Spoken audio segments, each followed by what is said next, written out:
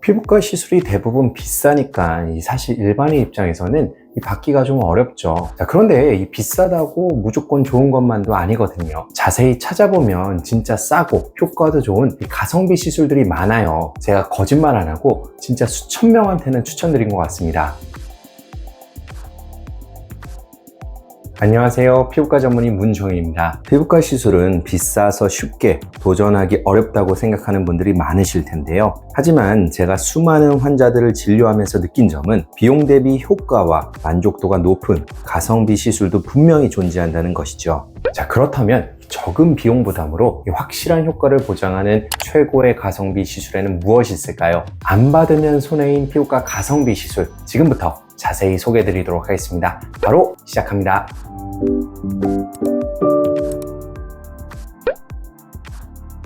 다른 것은 몰라도 이 레이저 제모만큼은 비용 대비 효과가 워낙 뛰어나서 제가 남녀를 불문하고 누구에게나 강력하게 추천하는 시술입니다. 먼저 여성분들의 경우에는 겨드랑이나 종아리에 나는 털 때문에 굉장히 스트레스를 받곤 하시는데요. 보통 집에서 면도를 하거나 왁싱샵에서 왁싱을 많이 하게 되는데 이렇게 관리를 해도 털은 끊임없이 다시 자라나고 시간이 지나면서 털 자체가 점점 더 굵어지기도 하죠. 또한 면도나 왁싱을 오랫동안 반복하면 그 자리에 색소 침착이 남아 피부가 얼룩덜룩하게 변할 수도 있습니다. 하지만 레이저 제모는 털을 뿌리까지 반영구적으로 제거하기 때문에 면도나 왁싱에 비해 시간과 비용 그리고 효과적인 면에서 훨씬 더 효율적이라고 말할 수 있죠. 겨드랑이, 종아리는 물론이고 팔뚝, 인중, 헤어라인에 올라오는 잔털에도 모두 도움이 되고요. 최근에는 위생이나 미용 목적으로 브라질리언 레이저 제모를 받는 여성분들도 굉장히 많아진 것 같습니다. 여성뿐만 아니라 남성분들에게도 레이저 제모는 매우 효과적인데요. 특히 수염 제모는 저도 제 얼굴에 직접 했을 만큼 너무나도 만족스럽고 수염이 굵고 거뭇거뭇하게 올라오는 주변 사람들에게도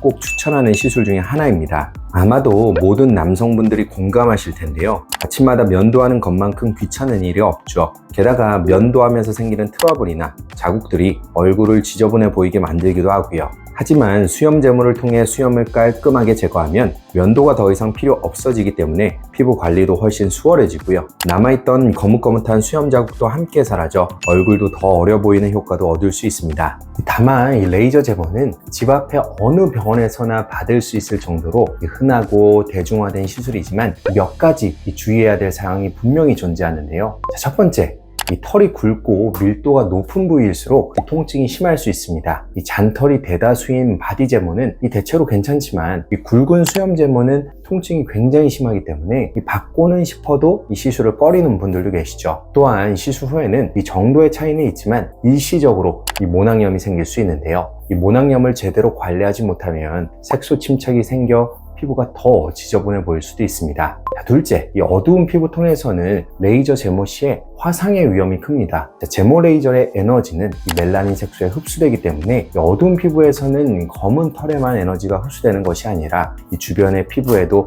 에너지가 같이 전달되면서 예기치 못한 부작용이 생길 수 있죠. 자, 따라서 흑인을 비롯하여 피부톤이 새까만 분들에게는 일반적으로 레이저 제모를 추천하지는 않고요. 이 여름철에 이 태닝한 직후에도 피하도록 권장하고 있습니다. 자, 셋째, 이 제모 레이저는 멜라닌 색소를 타겟으로 하므로 멜라닌 색소가 없는 금발이나 흰털에는 효과가 없습니다. 예를 들어 이 중년 남성 중에서 이 수염 제모를 고려하고 계신데 흰 수염이 많이 나는 분들은 이 제모가 어려울 수 있고요. 따라서 너무 나이 들기 전에 제모를 받는 것이 유리하겠죠. 자, 넷째, 평소에 왁싱을 하던 분들이 이 레이저 제모로 전환하고 싶다면 이 충분한 텀을 두고 이 레이저를 받는 것을 권장하는데요. 왁싱 후에는 제모 레이저의 에너지를 흡수할 털이 모두 사라진 상태이기 때문에 레이저 제모를 받더라도 효과가 없을 수 있고요. 따라서 시술 전에는 이 왁싱이나 이 털을 뽑는 행위는 피하고 시술 전날에 피부에 상처가 생기지 않을 정도로 조심스럽게 면도만 하고 오시는 것이 좋습니다.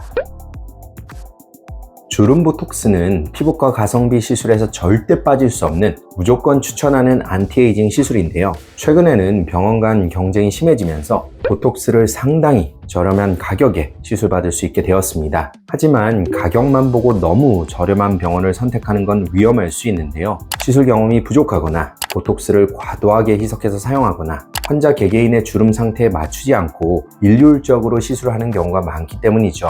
그러다 보면 효과가 적거나 부작용이 생기기 쉬워 보톡스 시술에 대한 두려움과 불신을 갖게 되기도 합니다. 하지만 올바르게 또 적절하게 시술을 한다면 이 보톡스는 최상의 가성비를 자랑하는 시술이라 생각하는데요. 예를 들어 이 종이를 여러 번 접으면 이 접은 자국이 점점 깊어지듯이 이 주름도 이 반복적인 표정에 의해 점점 깊어지게 됩니다. 보톡스는 이러한 표정의 움직임을 줄여 이미 생긴 주름을 펴줄 뿐만 아니라 표정의 사용량이 줄면서 주름이 더 깊어지지 않도록 예방할 수도 있죠. 냉정하게 이야기하자면 이미 오래된 주름은 피부 조직 자체가 변형되어 흉터처럼 깊게 폐기되는데 한번 이렇게 변해버리면 보톡스만으로는 개선이 어렵고 레이저나 필러 등의 추가적인 치료가 필요할 수밖에 없죠. 따라서 주름이 깊어지기 전에 미리미리 보톡스로 관리하는 것이 장기적으로도 경제적으로도 가장 효과적인 방법이라 말할 수 있습니다. 보톡스는 크게 외산 제오민으로 대표되는 순수 톡신과 대부분의 국산 보톡스인 일반 톡신으로 나눌 수 있는데요. 비용 차이가 커서 어떤 제품을 선택해야 할지 고민되는 경우가 많죠. 솔직히 말씀드리면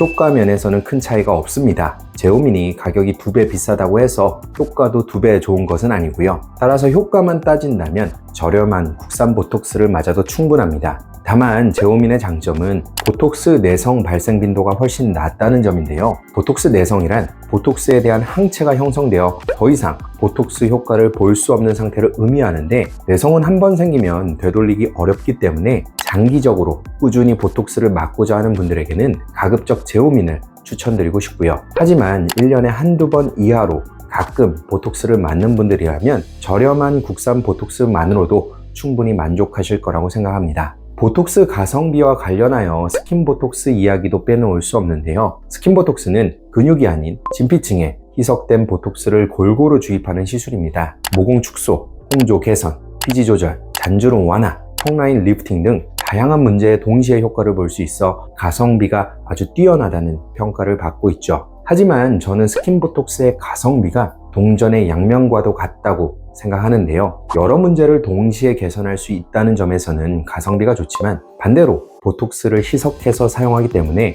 효과의 지속 시간이 짧고 증상을 충분히 개선할 만큼의 강력한 효과를 내기는 어렵다는 점에서 가성비가 떨어진다고 느끼기도 합니다. 따라서 스킨보톡스는 가벼운 증상의 개선에는 좋은 선택이 될 수 있지만 좀 더 확실한 효과를 원한다면 단독 시술보다는 다른 시술과 병행하는 것을 추천드리고 싶네요. 피부과의 전통적인 인기 시술 중 하나로 물광주사가 있죠. 이름 그대로 피부를 촉촉하고 반짝반짝하게 만든다고 하여 현재까지도 많은 사랑을 받고 있는데요. 시간이 흐르면서 물광주사도 점점 발전하여 현재는 바이리즌과 스킨바이브가 물광주사의 대표 시술로 자리 잡고 있습니다. 저 역시도 환자분들에게 많이 추천하는 가성비 시술이죠. 물광주사의 주요 성분은 히알루론산인데요. 히알루론산은 피부 진피층에서 보습을 담당하는 주요 성분으로 자기 무게의 1000배까지 물을 끌어당기는 특성이 있습니다. 나이가 들면 히알루론산의 양이 줄면서 피부가 건조해지는데요. 따라서 직접 히알루론산을 주입하여 피부를 촉촉하고 윤기 있게 만드는 것이 물광주사의 기본 개념입니다. 다만 초창기의 물광주사는 각요 결합이 없는 비각요 히알루론산으로만 구성되었는데요. 이는 수분을 끌어당기는 능력은 갖고 있지만 피부 속에서 빠르게 분해되기 때문에 효과의 지속 시간이 짧다는 단점이 있었죠. 그래서 매달 시술을 반복해야만 했고 그러다 보니 비용의 부담이나 통증, 시술 후 회복 기간의 문제가 반복된다는 한계가 있었습니다. 이러한 문제를 극복하기 위해서 바이리즌과 스킨바이브는 세미 각요 히알루론산을 사용하는데요. 각요 결합은 히알루론산 분자간 결합을 강화하여 단단한 덩어리를 형성하고 분해 속도를 늦추게 만드는데 대표적인 예가 필러죠. 필러는 다수의 각요 결합을 가지고 있어 점성이 진득하고 탱글탱글한 특징을 가지는데 이러한 특징으로 인해 주로 볼륨아이징 목적으로 사용이 됩니다. 하지만 바이리즌과 스킨바이브는 아주 적은 수의 각요 결합만을 가지고 있어 세미 각요 히알루론산이라고 부르고요. 일반적인 필러에 비해 물성이 훨씬 부드러워 물광주사로서의 성격을 가지지만 초기 물광주사에 비해 분해 속도는 훨씬 느리기 때문에 효과는 더 오래 지속되는 장점을 가지고 있습니다. 초기 물광주사가 매달 시술이 필요했다면 바이리즌과 스킨바이브는 3에서 6개월 이상 간격을 두면서 시술할 수 있기 때문에 가성비가 훨씬 뛰어나다고 볼 수 있는 것이죠. 게다가 물을 끌어당기는 히알루론산 고유의 특징으로 인해 보습 효과를 넘어서 미세한 볼륨아이징 효과를 제공하기도 하는데요. 건조한 피부를 촉촉하게 만드는 것은 물론 노화로 인해 헬쑥해 보이는 얼굴을 개선하거나 잔주름을 팽팽하게 만들어주는 데에도 효과적입니다. 한 가지 시술만으로 여러 노화 문제를 동시에 공략할 수 있다는 것이죠. 저는 바이리즌, 스킨바이브, 이 단독 시술도 진행하지만 가성비와 효과를 더 높이기 위해서 이 다른 시술을 병행하기도 하는데요. 일반 물광주사나 이 보톡스를 믹스해서 사용하기도 하고요. 다른 스킨부스터 시술과 병행하기도 합니다. 어떤 조합이 가장 적합할지는 이 피부 상태에 따라 다를 수 있기 때문에 전문가와의 상담을 통해 결정하는 것이 좋겠네요.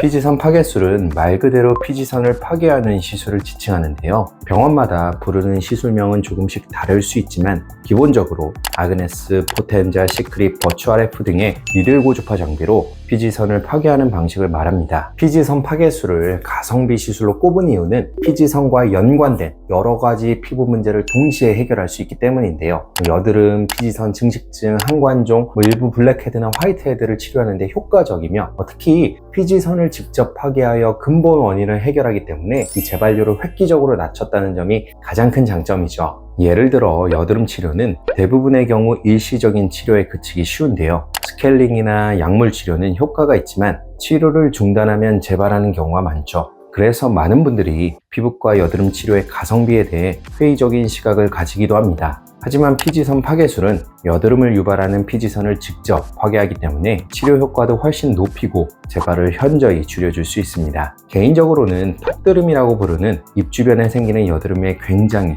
많이 활용하고 있는데요. 얼굴의 다른 부위는 괜찮은데 유독 턱이나 입 주변에만 반복적으로 여드름이 나는 분들이 계시죠. 이런 형태의 여드름은 일반적인 치료에 반응이 덜한 편이고요. 피지 조절제와 같은 약물 치료 또한 여드름이 나지 않는 부위의 건조감이나 부작용을 유발할 수 있어 처방하기 부담스러운 부분이 있습니다. 이럴 때 피지선 파괴술이 굉장히 효과적이죠. 다만 피지선 파괴술이라고 해서 1회 시술만으로 모든 문제를 완치할 수 있는 것은 아닌데요. 피부에 있는 피지선의 개수는 엄청나게 많기 때문에 이 모든 피지선을 파괴한다는 것은 애초에 불가능하고 정상적인 피지선을 파괴하는 것도 피부에 바람직하지 않습니다. 따라서 과도하게 활성화된 피지선을 타겟으로 이 시술이 진행이 되고요. 3 내지 5회 정도의 반복 시술을 통해서 이 점진적인 개선 효과를 기대해 볼 수가 있죠. 시술이 이상적으로 이루어진다면 거의 재발하지 않을 정도로 깨끗한 피부를 얻을 수도 있습니다. 하지만 시술 중 통증이 꽤 있는 편이고 치료 후에 피부가 뒤집어지거나 피부 장벽에 손상이 생기는 경우가 있어 이 전문가의 이 세심한 치료와 또 시술 후 주의사항을 철저히 지키는 것이 중요합니다. 자, 오늘은 이 많은 피부과 시술 중에서도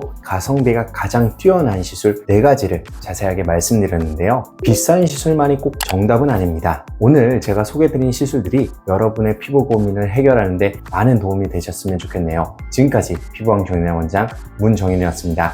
감사합니다.